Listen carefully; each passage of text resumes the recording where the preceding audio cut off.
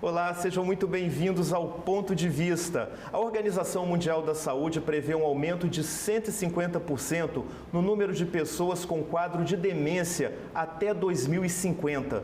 Isso significa que em menos de 30 anos, este problema vai afetar um número 3 vezes maior de pessoas.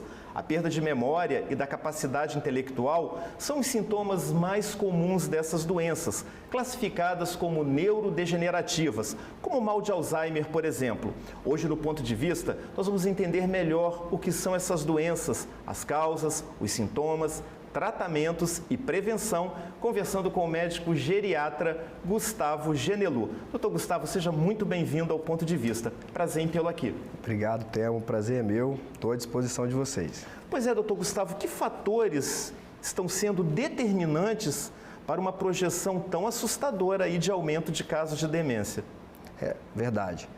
Na verdade, Thelmo, assim, a gente vem envelhecendo. O mundo está envelhecendo, o Brasil está envelhecendo. Existe uma projeção aí de que até 2050, 2060, cerca de 35% da nossa população seja composta de idosos.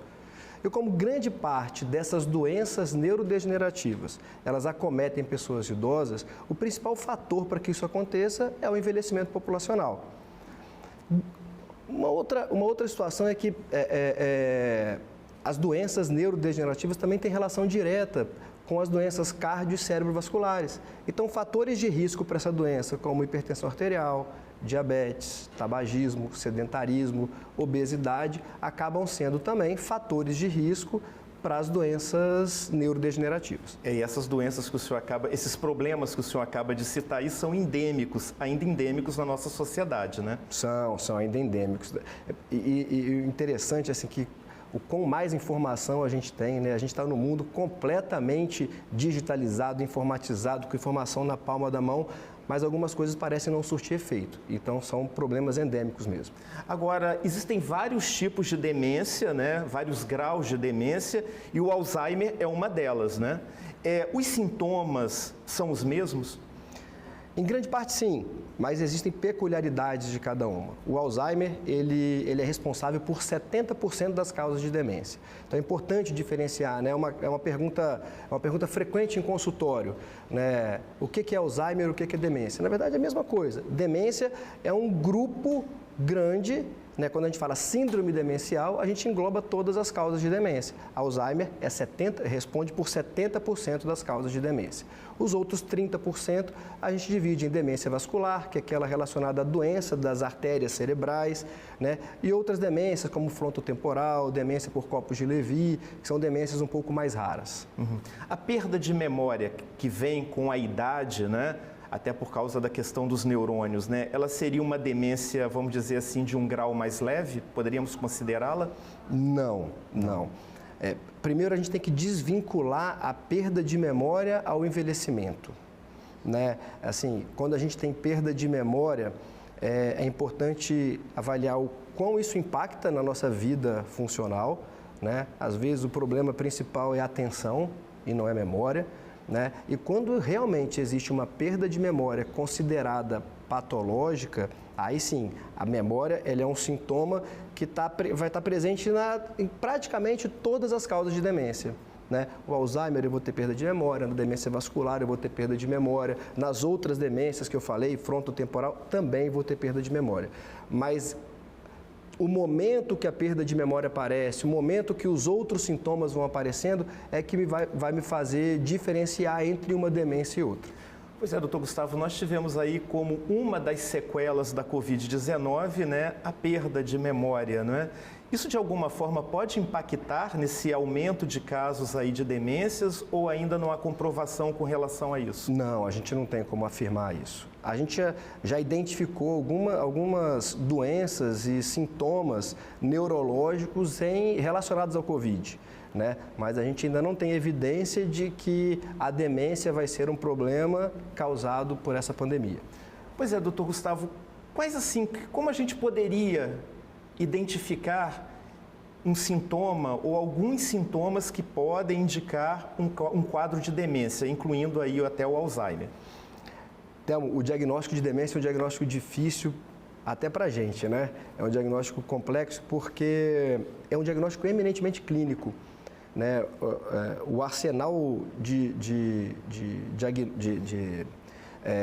exames que a gente tem disponível, ele não nos garante. Eu não tenho um exame que eu falo assim, eu fiz uma tomografia, uma ressonância, uma espectroscopia e esse exame ele é confirmatório da demência. Não, o diagnóstico ele é clínico, ele é respaldado por sintomas que aquele paciente vem apresentando, né? E como o principal sintoma, na grande maioria delas, é a memória, é quando a gente começa a ter uma perda de memória que começa a ter impacto e a chamar a atenção da pessoa ou de quem está envolvido com ela. Esse é o sinal de alerta, assim, é o momento que deve se procurar o profissional de saúde para esclarecimento diagnóstico, para ver se aquele sintoma é realmente um sintoma que preocupe, que está relacionado a um quadro demencial ou não. Agora, quais seriam os tratamentos hoje que a gente tem para esses diferentes tipos, esses diferentes graus de demência? Tá. Basicamente, eu vou abranger de forma ampla isso daí, mas a gente divide o tratamento das demências em tratamento medicamentoso e tratamento não medicamentoso. O tratamento medicamentoso, infelizmente, a gente não tem na medicina ainda uma droga, um medicamento, uma vacina, né? Nada que interrompa a evolução da demência, nada que faça esses sintomas da demência eles regredirem. Não existe uma cura, né, para o Alzheimer, para a demência vascular ou para qualquer outra demência primária. Esses medicamentos, eles não são drogas modificadoras da doença, eles são medicamentos que melhoram um ou outro sintoma, que às vezes melhora o convívio daquele paciente dentro da sua casa, às vezes dentro do trabalho. E não se assustem, mas tem pacientes com demência, né, na sua fase inicial, que conseguem ainda conviver no trabalho, né, conviver na sua empresa, conviver no seu grupo de amigos. Na verdade, isso é fundamental, né, quando isso é possível. E o tratamento não medicamentoso, né, que aí é composto por fisioterapia, fonoterapia, nutricionista, né, musicoterapia, psicólogo, né, as psicoterapias. Então, é importante essa associação, a associação da medicação e do tratamento não medicamentoso na melhora de sintomas daquela doença. Pois é, o senhor acabou de citar aí que os medicamentos hoje disponíveis, eles não resolvem o problema e tampouco retardam, mas pelo menos minimizam. Minimizam. Às vezes alentecem a evolução de uma determinada fase da doença, melhoram sintomas que às vezes são sintomas graves, que impedem o convívio daquela pessoa no seu círculo familiar, né? Então os medicamentos minimizam. E a boa notícia é que esses medicamentos a gente tem disponível também, né, na farmácia cidadã, no Sistema Único de Saúde. Então, a grande dificuldade hoje para tratar o paciente com quadro demencial é quando a gente precisa desse suporte não medicamentoso. Esse é o mais complexo. Bom, existem alguns profissionais, né, que estão usando, né, alguns princípios ativos da cannabis, né, para esse tipo de tratamento. Isso tudo ainda está incipiente, ainda não há uma comprovação realmente de eficácia desse tipo de medicamento ou não? Qual a sua posição aí com relação a isso? Para tratamento da demência, não tem evidência. O que a gente já tem alguns estudos pequenos mostrando é o efeito da cannabis para tratar sintoma, mas aí para tratar ansiedade, para tratar insônia, para tratar dor crônica, mas para tratar demência, não. Certo. Agora, além da questão do medicamento, existe todo um aparato terapêutico, né? Fisioterapia, fonoaudiologia, enfim, musicoterapia, como você citou, não é? E aí eu me pergunto, isso no sistema público de saúde, para quem utiliza o sistema público de saúde, é um complicador, não? Enorme. E vou além, Thelma, assim, as pessoas esquecem que, em grande parte das vezes, aquele idoso com demência, ele é cuidado por outro idoso, né? E às vezes esquece que existe a doença do cuidador, de quem cuida. Quem cuida adoece, quem cuida tem depressão, quem cuida tem ansiedade. Então, assim, esse suporte não medicamentoso para o idoso com demência é fundamental, mas o suporte psicológico para o cuidador, ele é imprescindível, porque senão eu ganho mais um doente dentro de casa, né? Então, para quem não tem condição, para quem não tem acesso, né, é bastante complexo. Agora, medicamento no sistema público de saúde, funciona? Funciona bem. Funciona então, a bem. pessoa não fica sem medicação? Não fica sem medicamento, não fica. O que pega realmente são essas terapias auxiliares, isso, né? Que são importantes e fundamentais. São fundamentais. Pois é, falando da questão da família, né? Qual a importância da família aí nesse contexto? Não apenas da família como cuidadora, né, mas também a própria saúde mental dessa família que cuida de um idoso com um quadro de demência. É muito difícil, né, você ter um paciente, você enxergar um ente querido seu se apagando, porque é o que acontece.